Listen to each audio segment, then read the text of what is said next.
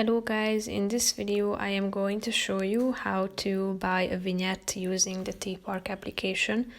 But first I just want to mention, don't forget to subscribe to my channel because at 10,000 subscribers I am going to show you my whole YouTube revenue statistics and growth strategy, how to make money online. So let's jump into it. First of all, open the app on your phone.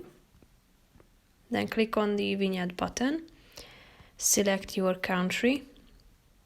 After that, add your license plate, then select your vehicle type, then your license plate country, the duration, such as 10 days, 1 month or a yearly vignette. Then select your start date, so tap on it and then you can use this calendar, so go tap on this arrow in the upper right corner of the screen. Then if you are done with selecting the date, click on the done button. And after that you can select whether you would like to receive an email notification 1 day before the expiration date on the vignette.